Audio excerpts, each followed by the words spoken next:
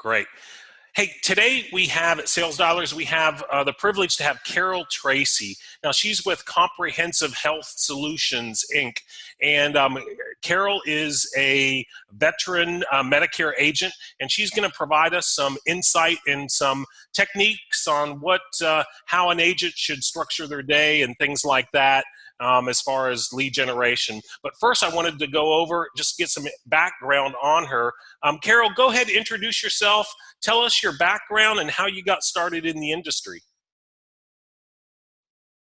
My name is Carol Tracy, and my background is actually as a private investigator, but I saw a need with the Medicare supplement. My husband turned 65 a year before I did. And I just saw a need there and decided to do the Medicare. Okay. It was an interesting start. I'm sure you've learned a lot, haven't you? Oh yes, tons. So how long have you been in the industry with Medicare, and how long have you been selling Medicare, and how long have you been in the insurance industry? Just been in the insurance industry for a few years. Okay. And selling Medicare. Okay. And does that seem like that's your most successful line? Do you sell any other types of insurance, or is it just strictly Medicare? Medicare Sup, do you sell Medicare Sup? Right. Medicare supplements, MAPDs. We do PDPs, of course, and ancillary products, naturally, dental, vision, final expense, life insurance, an annuity here and there. Okay, so Medicare is your top selling product, right? Correct. What's your second and third? Final expense and dental. Got it. So do you find that when you're selling final expense and dental, are those new clients that you're getting, or are you selling those products to your existing Medicare clients? It's actually a little of both. It Okay. is. It is a little of both. Okay, great. We don't, go ahead. Oh, I'm sorry. Go ahead. Excuse me. Go ahead, Carol, I'll let you finish. I'm sorry I interrupted you. There was a delay. Oh, we don't actively pursue like dental clients. They just come to us, or their referrals, or their existing clients. Final expense, we pursue some, but not really. What we pursue is Medicare supplement leads. I see. Okay. Now, you're a client of Sales Dialers, and what does a typical day look like you? How do you do lead generation, Carol? How do you get leads coming in? Well, starting from the very beginning, we did a lot of cold calling. And then we found Sales Dialer. We use Sales Dialer for our lead generation, and we have somebody that calls for us. A typical day would be, we're in the office I like to be by 8 o'clock, but sometimes I don't make it until 9. And my husband has his office, I have mine. And we typically, our day ends at 5:30, 6 o'clock. We do work at least 5 days a week, sometimes on Saturday. And during that time, we have our person that makes calls for us for lead generation, and both my husband and myself do lead generation as well. Okay. So about how many hours a day would it look like for you to call? So for you guys calling, not the people calling for you, but for you guys calling, about how many hours a day do you call, or how many hours a week? It varies, because sometimes there's callbacks. We have appointments in there that we've set, phone appointments that we've set. So it can vary greatly from day to day. It might only be an hour of new lead generation in one day, and another day it might be 6 solid hours of lead generation. I see. It just depends on the flow. I see.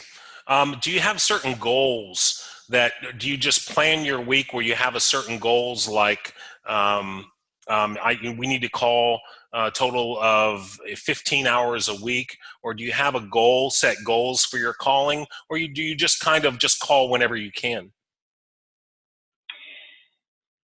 We call whenever we can. The goals we set are more for, we want to make X amount of sales in a week. We Oh, want to make, that's where we make our goals. So where those sales come from, could they come from possibly a lead that we got a month ago that we reach out to again and we make that sale? So it's more for a selling goal I see. than a calling I goal. see. So let me ask you this. So what you're telling me is probably follow-up is kind of crucial for you. Is that right? Oh, it is. It is extremely crucial. The follow-up and sending out things to potential clients and keeping up with them. And sometimes sending them out, you say you have a client that a potential client you've been working with for 3 months and their birthday's coming up. Send them a birthday card. It's a It's great idea. really important. That's a great idea, birthday cards. So you send out birthday cards to your clients? Is that what you do? Oh, yes, we send out birthday cards. We spend all day Sunday doing birthday cards for the upcoming like 8 to 10 days. We do it on a Sunday because Sunday's a down day, and we use that to send out birthday cards to all our clients. That is a great idea. That piece of advice right there, Carol, is really good. And then what that helps you do probably is just stay in touch with those clients. And not many people write cards anymore. It's just a Right. number. It's a numbers business, right? And they're just going after the numbers. And when you send that personal message to them, wishing them a happy birthday, and they get that card, they're probably like, "Wow, huh? Have you gotten any feedback on those birthday cards?" Oh, absolutely. Our customers call us and thank us. We don't just send out the birthday card, we personalize each one. We look at that Great. client, we see how long they've been client. Do we need to look and review their premium, see if there's a better premium? We personalize each card, and yes, we do get feedback. Oh, that's great. So what other items do you send out, Carol? You said you send out items. What else do you send out besides birthday cards? We just now sent out a note to all our clients that we didn't have emails on. We emailed to all the clients we had an email, and sent snail mail to all the ones we do not have email, telling them that they're going to get their new Medicare card. And between April 18 and April 19. This is just keeping them informed. We like to keep people informed. That's our job. We feel that's our responsibility. Now, when you said you send that note out to them of letting them know that they're going to get their Medicare card, is that once they're a client that you send them that card, or you send them that note? Yes, Okay. that went to our client Okay. Can you tell us about base. the prospect, like the prospecting part? I'm sure the people that are going to watch this video, Carol, kind of want to know about the prospecting part. So when you call somebody and let's just say they have an interest, what typically happens in that cycle? So you call them, for example, I don't know, I'm just making this up, but please elaborate. But if you call them and they're interested, what happens next, Carol? I send them a card. I send them a we've made up a card that they'll remember, and we say, look at the envelope, that's us, we're sending you a card. So they know it's from us. Okay. Then I follow up in a couple days or a few days to make sure they got the card. Now, this is even if somebody says, well, I'm not really interested right now. I still send them the card, then I call and make sure they got the card. And they usually say, oh, yeah, I did, because I always write something special in the card that had to do with the conversation that I had with that individual. So they're always happy to get that card. And I get a really good response from that. And then I set up from that time, I say, well, you may not be interested right now, but how about I give you a call in 4 or 5 months? And if you need me before then, you've got my card, call me. And that really works. So do you follow up with them in 4 or 5 months with a call or another card? What do you do? A call. A call. Okay. All right. And then at that 4 or 5 month period, Carol, you're going to pretty much know if they're interested in that product that you're selling, the Medicare product or not, right? What happens after that 4 or 5 months? I never let them go. As long as they're interested, as long as they'll talk to me, I never let them go. So in that 4 months, if I call them and they're still not ready to change, well, I'll say to them something like, well, there's going to be a lot of activity coming up October because that's AEP. That doesn't impact you, but maybe you want to look at your prescription drug plan. Why don't I give you a call back then? And then I call them back. And I will keep them on the books and calling them until they absolutely say, I am never going to change. I am not interested. So that's what I had an interview with another Medicare agent, and he was talking about the follow-up process, and he said that the money is in the follow-up. Leads are not the problem. It's you that are the problem, the agents, because most agents, Carol, don't have the kind of follow-up that you do. Is that right? I don't know, but we do definitely pride ourselves on our follow-up and the fact that we keep in touch with people.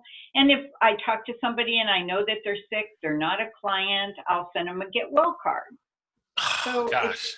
keep in touch. That's amazing. So I want to touch on that in just a minute. What other ways, Carol, do you reach out to them? So you use sales dialers to call them. You have somebody else calling. You send out cards. Do you do anything with emails as well? We've just started with emails.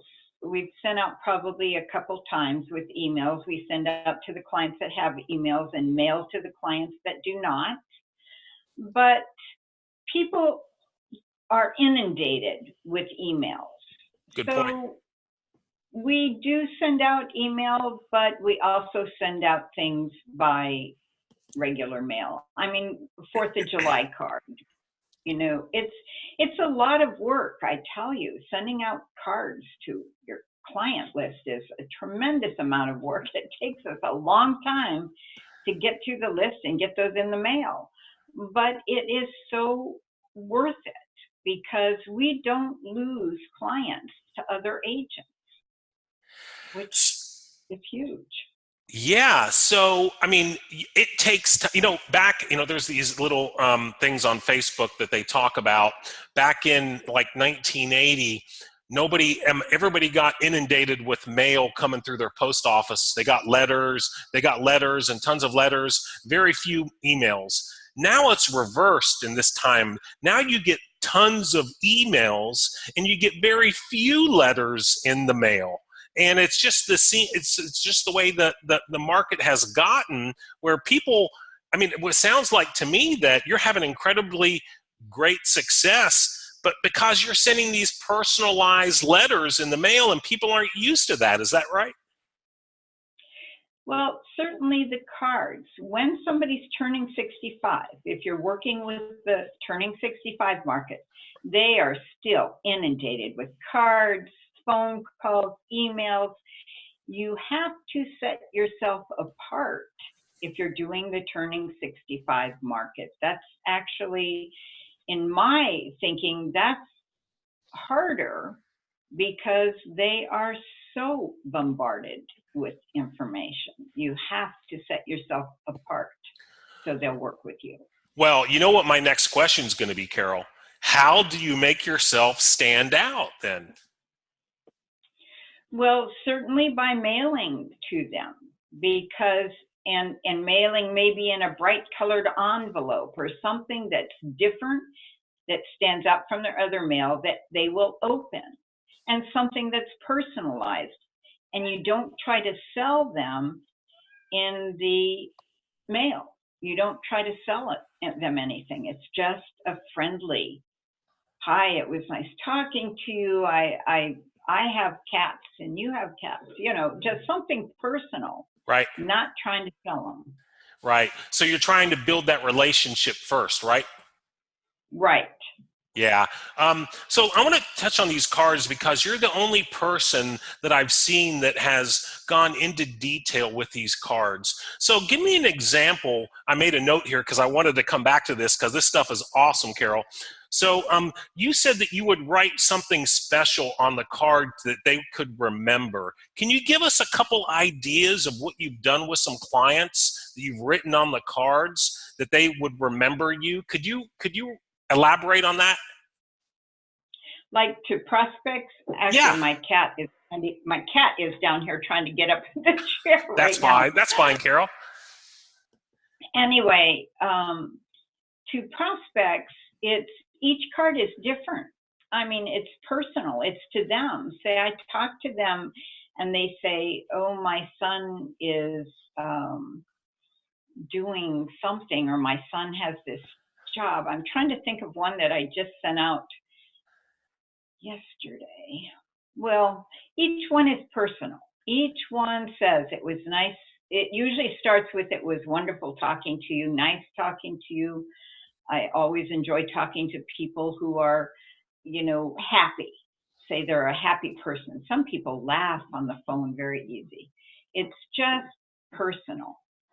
I see. So those things that you write on the card, those are something that you write based on your conversation that you had. So you might have had a conversation about their son, or you might have had a conversation about, I don't know, the weather, and you kind of note that on the card. Do you put that in the card or outside the card, or where do you put that kind of note? I made the cards, so Okay. I designed the cards.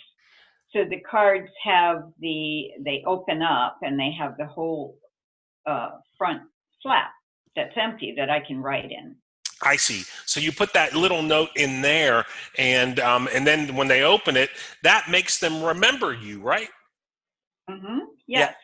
It stands out from somebody that's trying to sell them in the Right. card. Right. When I get cards in the mail, it's just there's nothing personalized like this. People are always trying to sell you something, and how you make Mm-hmm. yourself stand out is making it personalized. And it sounds like you've gotten a really good system here where you're making yourself stand out through that card, and it's working for you. So this is some great advice. Let me ask you this. So the types of cards that you send, I made a note. So you've sent out some get well cards, is that correct? Yes. Okay. Mm-hmm. And some 4th of July cards, really? That's Mm-hmm. that's Yep. awesome. That's awesome. And so I assume Christmas cards, I mean, right? Absolutely. Oh, absolutely. So about how many cards do you send out for the year for your existing clients? I 3 mean, or 4 mailings a year. 3 or 4 mailings a year. Okay. All right. Now, the question I wrote down is cost. Now, there are companies out there that have cards. There's a company called Send Out Cards. There's a company called Corfact. These are all card companies. They'll send out to your mailing list based on certain things. But how do you keep your costs down with those cards? Because I'm sure some people want to know if they want to start sending out cards like you do. How do you keep your costs down? we do it ourselves, and let me tell you, that takes us weeks to get our mailing together. I mean, it's a lot of work, but we do it ourselves. And I design the cards and myself, and whether it's a Christmas card I design or a Fourth of July card I design, I don't go buy cards. I design them, and then of course I have to buy them. But do yeah, you I lost my train. do you use so when you design them, do you use like a company? Do you buy them? How do you design them? Do you use a program, or do you just write or write on the cards, or how do you design them? What's that process look like? I use a program and I find pictures or whatever I want to put on it.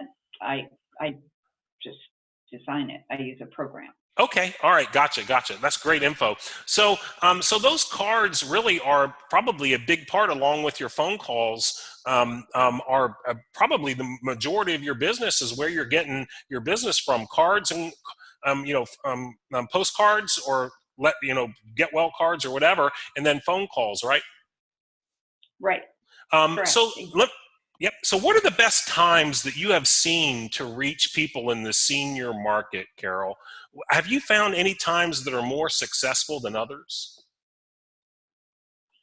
Monday seems to not be a good calling date for some reason. I Okay. don't know whether most seniors, and that's across the country, um, because we are in 20 states, so we are calling different time zones and different, but Monday seems to be the day that they're doing all their errands that they didn't do on the weekend.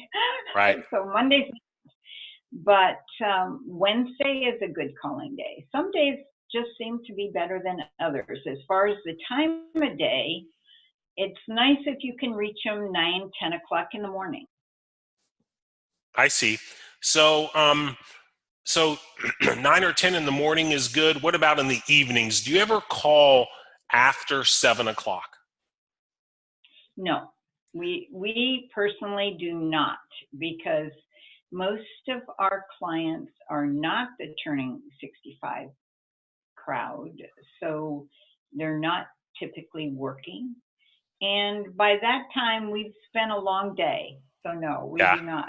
So you want to just call in the mornings and then, yeah, in their day. I understand. So, so let me ask you. You said something about 20 states. So you write Medicare in 20 states. Is that correct?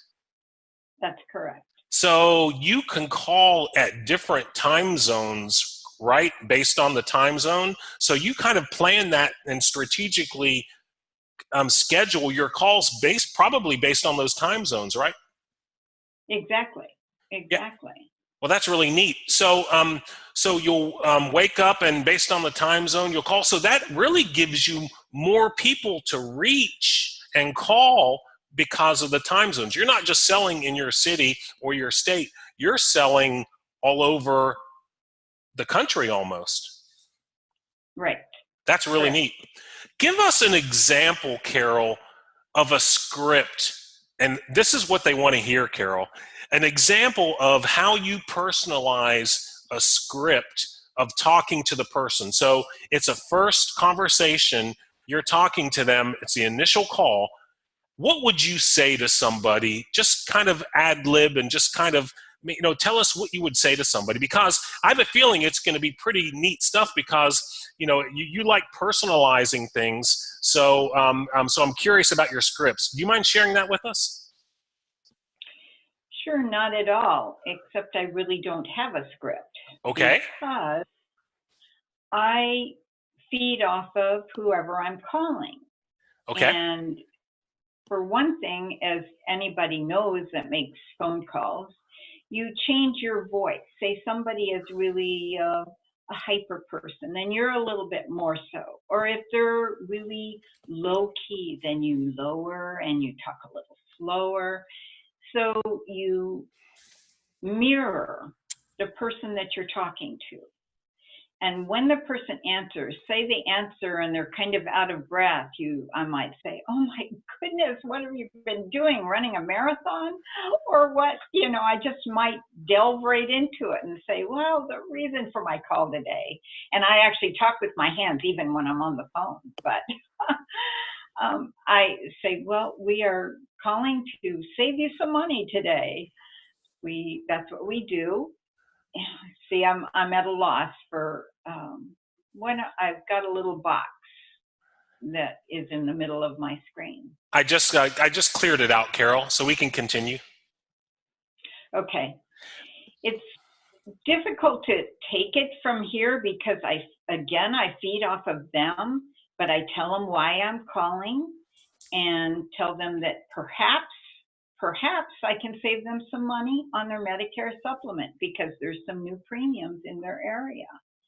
So let's take a look. It doesn't cost anything to look. And then I'll bring up CSG and take a look and see what the premiums are in their area, ask them what they're on, of course, and I typically know about their age range because I know who I'm calling, so I know how old they are. And typically I call anywhere from, the 67, 68, 9, 70 age range, and that's my age range. So that's a common denominator for me. I say, "Oh, okay, I just turned 69," so it works.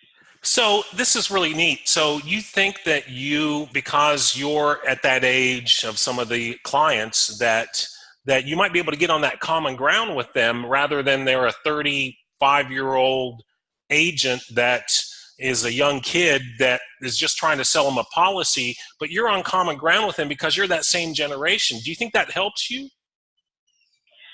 I do. I do get comments from people that they've talked to somebody that called them that was younger.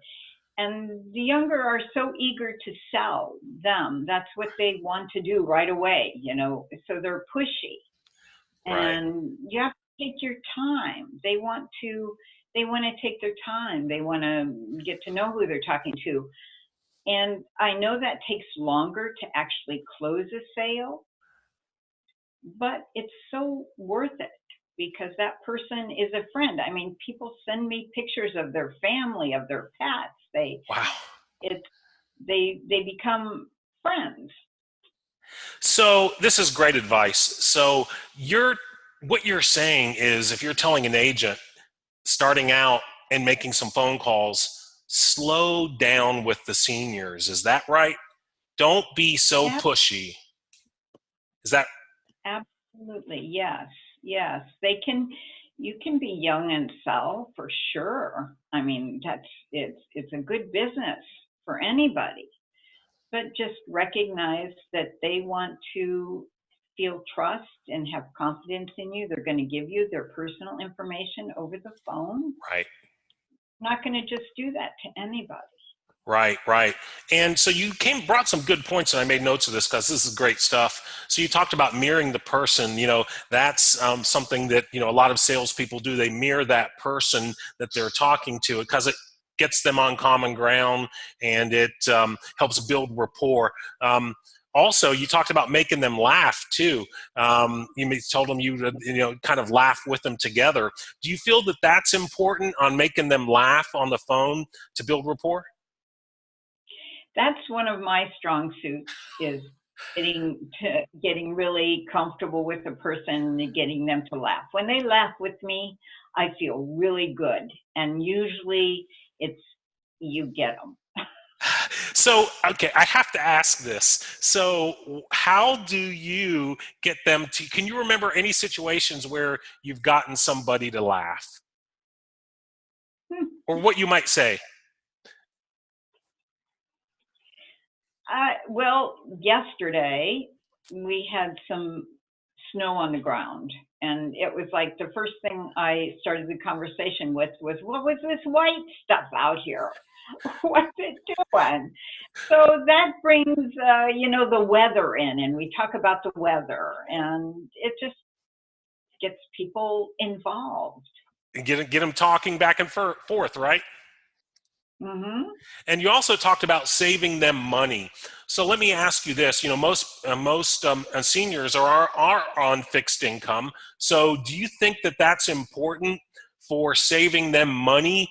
Is that something that you use a lot, trying to save them money with the same product? Yes, absolutely. And inform them. Some people that have been on Medicare for a while, they need re-educating, even though they've been on a Medicare supplement for a while. You're turning 65 really needs to be educated. You really have to, turning 65 is a different type, because if you take too much time with somebody turning 65, they have so many people calling them, and it's the last person that calls them at that right time that is going to get them. So you really need to start educating them, and that's where email does come in. You asked about email. We definitely email those turning 65, and a lot of information, or not a lot, but because you don't want to email them so much that they're not going to read it. People only read so much. Right. But you do email them something, because that's an avenue where you might get some business because of those emails, I guess. Well, I couldn't reach somebody yesterday, and I'd been trying to reach them, and for some reason, something was wrong with their phone. And I knew I had had a nice conversation with them a month or so ago. So I emailed them and I said, I've been trying to reach you, and I'm just wondering if you have questions or still or whatever. And they emailed me right back and said, "Oh, I'm so glad you got in touch with me. I'll call you later this week." So I emailed them back and told them that if I don't hear from them by Friday, then I will call them, because I'm not going to leave it up to them to call me. I'm going to make sure I make a time for me to call them back as well. I see. So that's really good advice right there. Don't assume the worst, right? You couldn't get in contact with that lead for whatever was going on their phone, but you emailed them and they replied right back. So a lot of people maybe would have, if they got that phone call and they tried to call that person, they might have given up right then, but you didn't give up. You emailed that person, and look, they replied right back. So I think that's pretty important, following up. Yes. Yeah. So let me just a couple more questions, Carol, because you've got some great advice, and I love your postcards idea, and I can see how that is a difference maker in your business. Let me ask you a question. What is the one thing for a new agent starting out, the one thing that could help them the most, something that if you wish you would have known 2 years ago, what is that one thing that one tip that you can give an agent starting out in the industry? I would tell somebody starting out, just keep doing. Don't stop, because you might get discouraged when no's. You have to be part of a salesman anyway, because you're going to get a no, and then maybe a yes or maybe a maybe, but you're going to get a lot of no's. And just keep calling and keep working, and you're not going to make the big bucks right away. You're just not. It takes time. The residuals will come. It takes time. That's great. And so be consistent, right, is what you're saying, and don't give up, and have that that attitude of not giving up. Do you read any books or any sort of sayings that you help to keep you motivated, or are you self-motivated on your own? I'm actually self-motivated. When I was really young, I read all of the, Think Big, Think Rich. Yeah, You know, yeah. I read all of the positive books when I was young. Uh, quite, I've been in some type of sales most of the time, except when I was the private eye. But yeah, I'm self-motivated. Gotcha. Well, not a lot of people are for sure. And, some people get dejected really easily. And so, they've got to keep working and keep plugging away is what you're telling people. And just don't give up and keep working. And if they keep working and if they do the work, then the sales will come, right? Right, exactly. Just keep doing it. Right. Just you know you're going to get no's until you get that one yes. And when you make that first sale, my very first client is, I mean, so special to me. We're really good friends, but it was a cold call and it was a sale. And it I turned was into that. nervous. I'm sorry. Go ahead. No, I interrupted you. oh, I was just nervous and it was exciting, and she's very special to me. So that cold call turned into a friendship, right? Yes. Wow, Yes. that's amazing. That's awesome. Um, I bet a lot of people listening would love to have clients that turn into friendships. And let's face it, probably a lot of new agents starting out aren't like that. They're just going after the sale. But you're obviously making yourself stand out by doing all these little things, and it's working for you. One last question, Carol. How has Sales Dialers helped you and your business? How has it helped you guys and get more sales? It's a tremendous help. And mainly, we don't necessarily always use sales dialers ourselves, but we have somebody that calls through sales dialers. That's huge for us. She uses it every day. She's on a little vacation right now, but she uses it every day. And it's just been a tremendous help. We only use 2 lines. I mean, some people like to use the 4 lines, but I like the 2 because Mhm. it gives you time to think. Again, it's that personal touch. Again, it's talking to the people instead of just going, oh, you're not interested. Oh, bye. You're not interested. Bye. Right, right, right, right. That's neat. Well, thank you for that info. And Carol, we just want to say thank you for being on today and sharing your advice and tips. You rocked it today. I love your postcard stuff, designing the postcards, writing something small on the postcard to help them remind you. So I just want to say thank you for being on today, and just keep plugging away, and thank you again so much. Thank you very much for having me. I All appreciate it. right, bye-bye. You have a wonderful day. You too. Bye. Bye-bye.